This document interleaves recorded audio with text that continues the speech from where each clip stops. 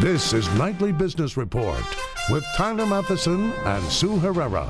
Funded in part by... All it takes is a spark. One idea to take flight. The courage to seek the unknown.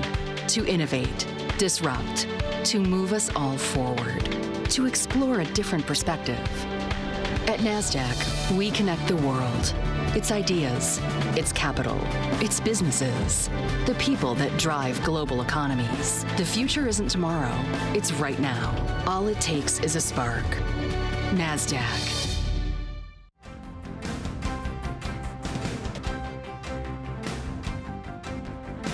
Good evening, everyone, and welcome to this special edition of Nightly Business Report. I'm Tyler Matheson. Sue Herrera is off tonight. Well, it is President's Day, a day we honor the leaders of the United States, and today we are 1 month into the first term of our 45th President, Donald Trump. A lot has happened in the past 30 days. You can say that again, not only in the stock market, which has hit repeated new highs, but also all across America. Over the past month, Scott Cohn traveled to California, Michigan, and Nevada to report on the issues affecting business and budgets. And tonight, he'll tell us what he found. But we begin with the stock market, which has hit high after high since Inauguration Day. Dominic Chu tells us what's behind the rally and what might happen next. Now that President Donald Trump and his administration have officially been at the helm of America for 1 month, investors are taking stock of what we've seen and what we can expect. After a slew of executive orders, Senate confirmations, and policy guidance, stocks still remain near record high levels, continuing that staggering run we've seen in the markets since Election Day last year. Overall, we've been really pleased by the market's reaction to Trump's first 100 days in office. In fact, if you even go pre-taking office back to the election, it really has been a very positive reception for Trump. And we believe that's because the market is coalescing around several themes. One of lower taxes, second around regulatory reform, certainly reflation, and then fourth, infrastructure spending. Those are all powerful drivers for both the markets and the U.S. economy. Lower taxes for corporations and individuals could mean more money left over to spend.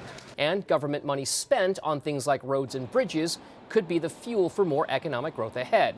But there are still a lot of unknowns out there.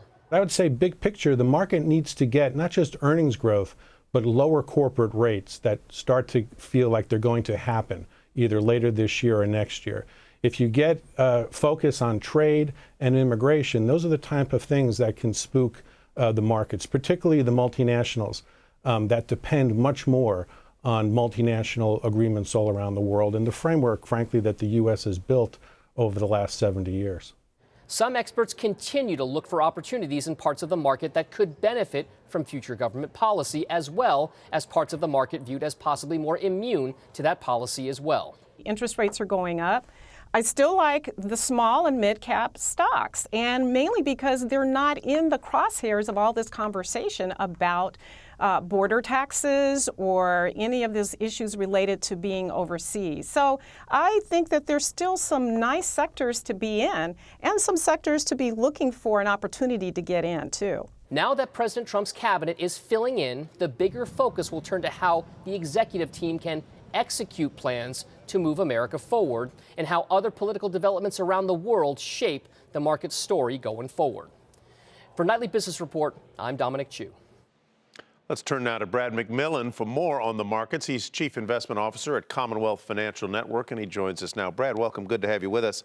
You know, in recent days, maybe particularly, it seems like a lot of people in the media, a lot of the pundits are wringing their hands over perceived turmoil in the Trump administration, the Trump White House. But the market couldn't seem to care less. Why not? I think what you're looking at with the market, it's not about Donald Trump. It's not even about the new administration. It's about the fundamentals.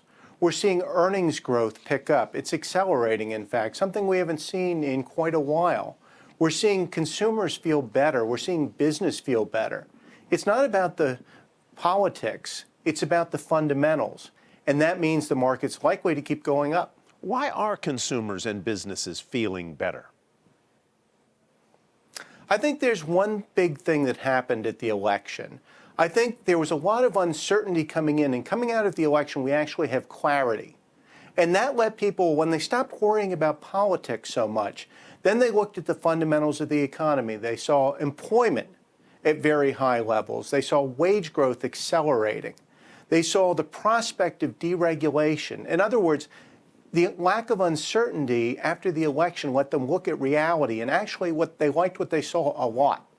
Let's talk about a couple of the fundamentals that you mentioned, and one would be interest rates. That's obviously key in many instances to the asset values of lots of things. We've started to see inflation move up. The Fed has made it pretty clear that they intend to raise rates 3 times this year at least. Is that potentially an impediment to stock market values? It will be eventually, but not right away. Because what's happened historically is when the Fed has started to raise rates, which is what is happening, it means the economy is growing faster. Things are getting better. Markets tend to look at the initial series of rate rises as ratification that things are getting better. You actually get better performance early in the rate rising cycle. It'll be a while before it starts to slow things down. One of the other fundamentals, obviously, is earnings growth. That's the underlying engine of stock price elevation. But right now, it seems that stock prices may have even gone farther than earnings would indicate they should go. Do you agree with that? In other words, are stocks overvalued? Stocks are very highly valued. Make no mistake about it, stocks are very expensive. But that doesn't mean they have to go down, particularly in the short term. Typically what happens is whatever a valuation level is, when confidence improves, it goes up. When earnings start to grow faster, it goes up. So you can say that that valuations are very high, but that doesn't mean we're necessarily going to see a pullback. In fact, where we are right now, we can expect to see both factors continue to push stocks higher. Based on values, based on fundamentals, give me 2 sectors that you favor right now and 2 sectors you would shun right now. I think financials is a story that's been told over and over, deregulation, but it's still got further to run.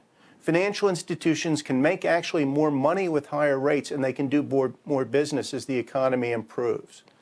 One sector that I like that isn't being priced in is consumer discretionary. No one ever really lost money betting against the American consumer, and consumers are now making more money, and they're willing and able to spend it. I think that's an undertold story. Going forward, 2 sectors I don't like. I think healthcare is an area where the regulatory risk, the political uncertainty is nailing things down. And I think we have to be very, very concerned about some of the technology sectors because there we do have some very high valuations. A lot of good news is priced in. Brad, thanks very much for your good and clear answers. Brad McMillan with Commonwealth Financial Network. Well, policy will continue to be one of the drivers for the market for the foreseeable future. John Harwood joins us with a look at where the White House stands 1 month in. John, let's start with tax reform. It's obviously something the market is counting on. We don't seem to know very much about what it's going to be. What do investors expect? What should we expect? Well, it's a big question mark right now. First of all, President Trump has not offered a plan. He ran on one in the campaign, but he hasn't indicated that he's going to push forward that plan now. House Republicans have a plan with a new top rate of 33%, a top corporate rate of 20%.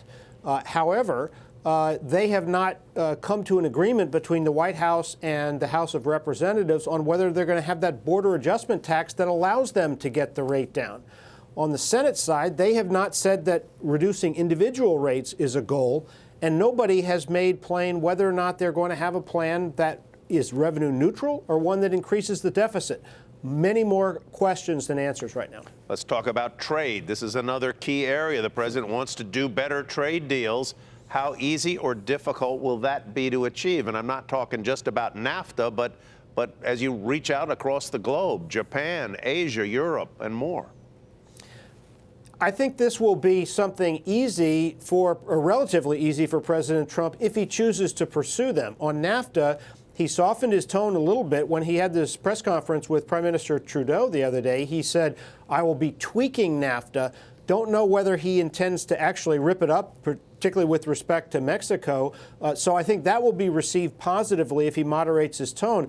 He could go try to strike bilateral deals with some of the countries that were part of the Trans-Pacific Partnership that's been withdrawn, but he hasn't indicated which ones he's going to do that with. Let's talk about health care. This is probably the toughest one of all. Where do we stand on that? Well, Republicans are running into trouble with the idea of a quick replacement, repeal of Obamacare and a replacement. They know now that if they repeal Obamacare with a Republican president, full Republican control of the Congress, it's real. And all of those 20 million people who could lose coverage are going to be in their face protesting. At the same time, replacing a comprehensive national health system with a new one is incredibly complicated and politically difficult. It may be that Republicans decide to punt on that question and focus on things like tax cuts, which are still hard but are easier to reach consensus on than health care. All right, John, thanks very much. John Harwood in Washington. So if you're not sure what to expect during the Trump administration, you should try planning a state budget. And that's exactly what's going on in state capitals around the country. Scott Kern is in the state with the biggest budget of all, California. This year's state budget process was already going to be tough. With the recovery slowing, so are tax revenues nationwide. California is growing, but less than we expected. And now along comes Donald Trump. We will repeal and replace Obamacare. The biggest question mark, health care. California is one of 31 states that expanded Medicaid under the Affordable Care Act. 6 million people gained coverage in this state alone. If that funding goes away, California will have to decide what to do with people like Carice Hill, who has a chronic inflammatory disorder. I'm terrified. These infusions and any kind of insurance keeps me alive. And if I lose my coverage, I feel that I'm threatened to get all of my coverage through a hospital emergency room, and that is not how to manage a chronic disease. Expansion or not, all 50 states have a Medicaid program to budget for, and health care is just the start, according to the National Association of State Budget Officers. Uncertainty is kind of part and parcel of every transition, but I would say this one is a bit different because the scope and the scale of some of the changes being discussed are larger than we've seen in recent years. Like federal tax reform, which could wreak even more havoc on state revenue forecasts, and infrastructure, badly needed, but who will pay? In California, they're bracing themselves. If you look at the wide array of very drastic initiatives that are being talked about, either by the transition or commentators or by President Trump himself, that's quite a challenge. For now, in every state capital, about all they can do is plan based on current federal policies with the knowledge that they'll have to make adjustments very soon. For Nightly Business Report, I'm Scott Kern in Sacramento, California. Coming up, President Trump has met with a lot of CEOs over the past month, but what's the White House's relationship with unions like?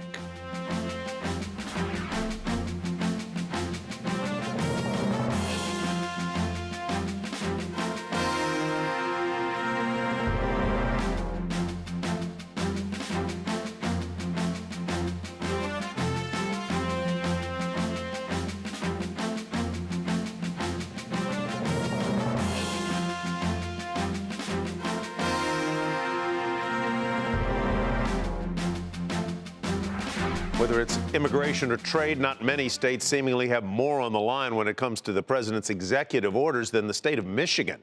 It's a state that narrowly voted for Mr. Trump last fall, and Scott Kern is back, this time from Detroit, where he tells us that decision is coming into sharp focus now. Good afternoon and welcome to the Guy Gordon Show. Donald Trump won Michigan by just 11,000 votes. His first days in office are putting that slim support to the test. Could this have been rolled out better without entrapping people with green cards, those with H-1B visas who work for GM and other companies? Obviously, it could have been done better, but it is what it is. There's too many people coming into this country that we know nothing about. More than just a blue-collar state, Michigan is a state of immigrants. Only California took in more Syrian refugees last year. So in Detroit, the new immigration restrictions hit home. I came here 7 years ago. I got married and I moved here. And this is my mother, Nahid. She moved here about 1 year ago after the war. I applied for her. She has a green card, and my father also has a green card. He's actually outside of the U.S. right now. Protests and vigils sprang up statewide while business leaders in Michigan's increasingly high-tech economy weighed the impact. Michigan was already in the crosshairs of the Trump agenda on the issue of trade. No state has more on the line when it comes to the North American Free Trade Agreement than this one. Detroit is the busiest truck crossing between the U.S. and Canada, but Mexico is also a key link in the auto industry supply chain.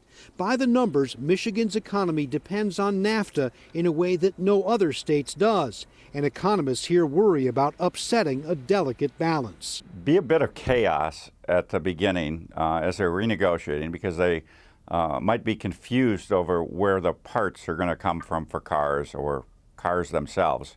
The president claims he's already bringing jobs back.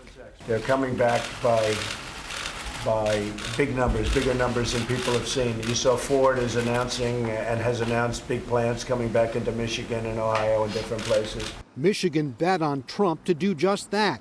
Now it will learn if that bet pays off. For Nightly Business Report, I'm Scott Cohn in Detroit.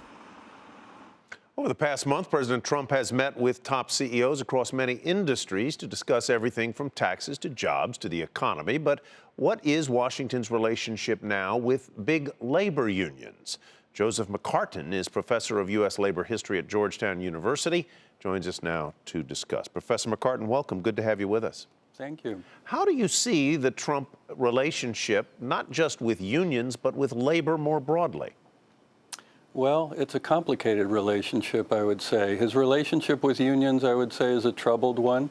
Very little support from union leadership for Mr. Trump's election.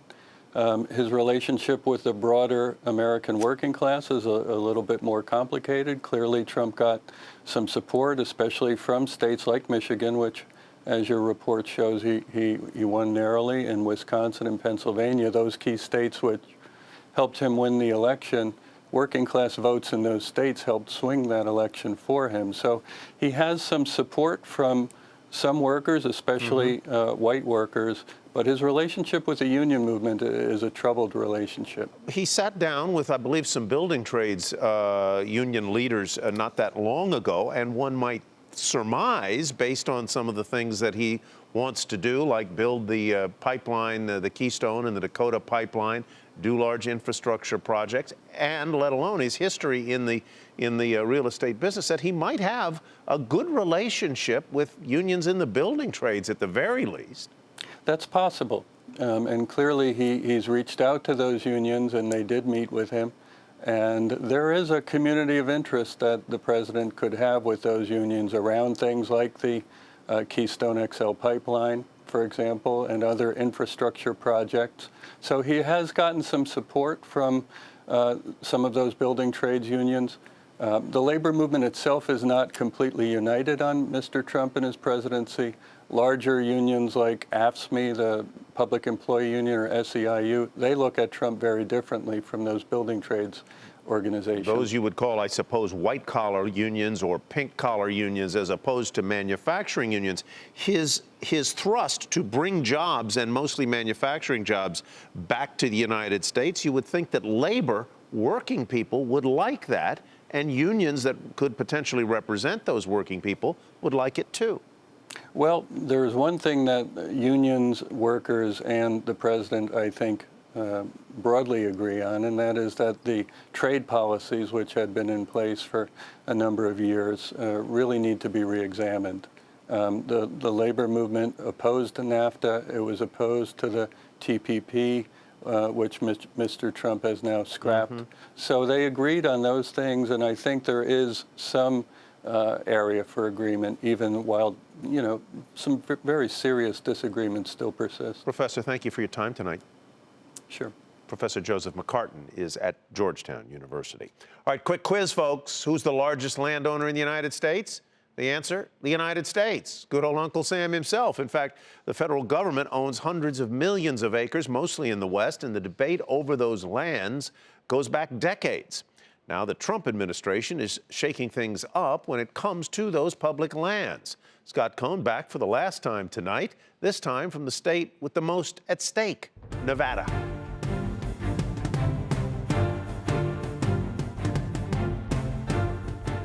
This is the Red Rock Canyon National Conservation Area, 200,000 breathtaking acres, and you own it all. In fact, the American taxpayer, the federal government, owns nearly 85% of the land area in Nevada, more than any other state. The House will be in order. Congress has already begun dismantling Obama-era restrictions on the use of federal lands with the blessing of the White House. That hits home for people like Mike Reese, worried about a delicate balance. Our best state of affairs right now, as bad as it is leaving the status quo. Nevada has long had a love-hate relationship with its primary landlord. In 2014, tensions over grazing rights boiled over on the federal ranch land leased by Clive and Bundy, not far from here. The armed standoff lasted for weeks. The criminal trial against Bundy and his followers begins this month. Out here in the West, opinions about what to do with all of this public land are about as varied as the terrain and the interests involved, environmentalists, ranchers, companies.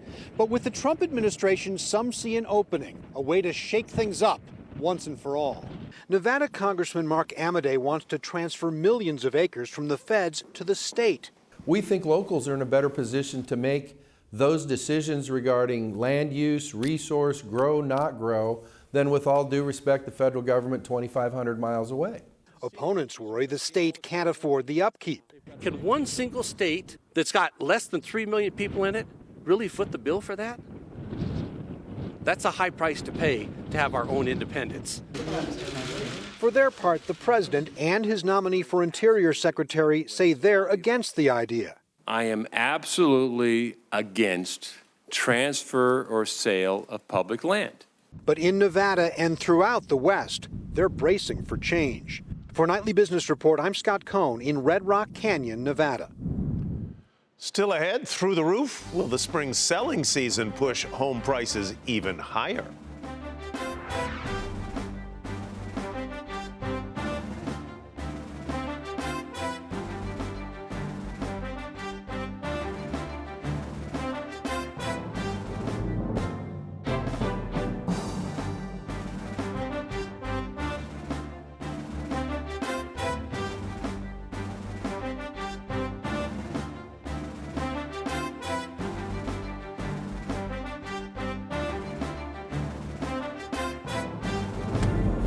Here is what to watch this week. Retail earnings grab the spotlight with Home Depot and Walmart expected to get things started tomorrow. January housing data will be in focus with existing home sales due Wednesday. New home sales numbers come out Friday. Also on Wednesday, the minutes from this month's Federal Reserve meeting will be released. Investors will watch for hints about future interest rate moves, and that is what to watch this week. Finally tonight, winter is still in full swing, but for the real estate market, the spring selling season has already begun. And with the specter of a looming rise in interest rates, this could be the time when people who've been on the fence about buying a home jump in. Diana Olick takes a look at how the season is shaping up. Home builders are doing more of this, but not enough of it. And builder confidence dropped this month, even as the usually strong spring housing market approaches. Their biggest concern, costly overregulation, which they hope President Trump's recent executive order will help. For every one regulation, two are out. But change will take time, and in the meantime, potential buyers are facing a very competitive market. Population doesn't stop growing. Families do not stop being created. So there's lots of need for housing, and we're starting to see inventory really be at a challenge. Buyers are also facing much higher prices this spring compared to a year ago, along with higher mortgage rates and very little let-up in the tight lending conditions. I think credit is too tight in certain areas. We have a brand new type of home buyer today. We have a highly minority, the minority home buyer is going to be the majority of home ownership over the next decade. In fact, Stevens says Hispanic, African American, Indian, and Asian buyers will drive at least 2/3 of all new home ownership over the next decade. These buyers have different types of savings approaches and are more likely to finance their homes with family members. While we need to be careful, I think we need to respect the fact that the structure and function of housing and home ownership is changing, and we need to look at those variances. You got to remember, Lenders are also looking to the Trump administration for big changes and deregulation, but they know it won't come quickly. It is not a light switch, so it's going to take some time, particularly with regulation softening. That is a movement that the entire industry, banks and non-banks, are trying to figure out. So while they figure it out, potential buyers will just have to look harder and dig deeper to get home. For Nightly Business Report, I'm Diana Olick in Washington. And thanks for watching this special edition of Nightly Business Report. For Sue Herrera, I'm Tyler Matheson. Have a great evening, everybody. We'll see you tomorrow. Nightly Business Report has been funded in part by... All it takes is a spark. One idea to take flight. The courage to seek the unknown. To innovate, disrupt. To move us all forward. To explore a different perspective. At NASDAQ, we connect the world. Its ideas, its capital, its businesses, the people that drive global economies. The future isn't tomorrow, it's right now. All it takes is a spark. NASDAQ.